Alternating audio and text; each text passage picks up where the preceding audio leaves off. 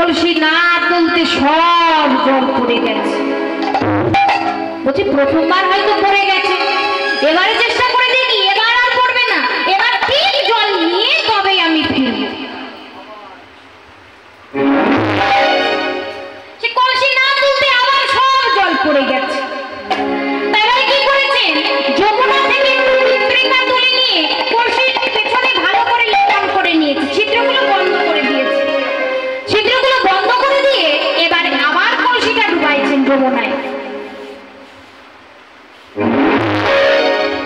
জলের মধ্যে কি কোনো মাটি থাকে? সেই ছিদ্র কলসি আবার ছিদ্র হয়েছে, জল পড়ে গেছে। যখনই জল পড়ে গেছে অধৈর্য হয়ে বলছে, এই ছিদ্র কলসিতে কি করে কি কখনো জল নেওয়া যায়? এ আমার দ্বারা সম্ভব নয়, কি করব, জল তো নিয়ে যেতেই হবে। তাই কি করেছে, যমুনা থেকে ভালো করে পরনের বসনটা ভিজিয়ে নিয়েছে, নিয়ে বাড়িতে আসার পরে একটি কদম গাছ ছিল, সেই কদম গাছের গোড়ায় ইচ্ছে করে পড়ে গিয়ে মাটির কলসিটা ভেঙে ফেলেছে। ভেঙে কাপড়টা ভালো করে নিগড়ে করে নিয়েছে, নিয়ে পা দিয়ে কাদা করে পা পিছলে পড়ে গিয়ে মা মা বলে চিৎকার করছে, বলে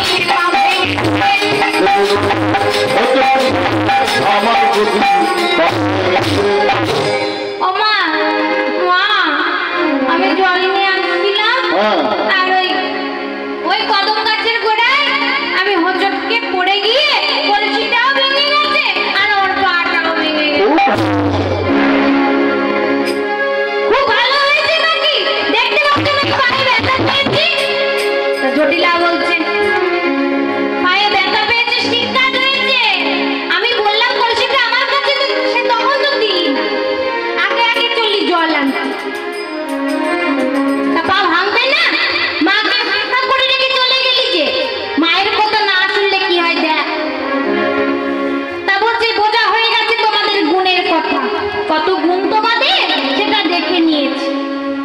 তাহলে জল আনতে পারবে কে? এখন কে পারবে জল আনতে? তাই হরিবল তাড়াতাড়ি কি করলেন, খড়ি পেতে দেখলেন। খড়ি পেতে উঠে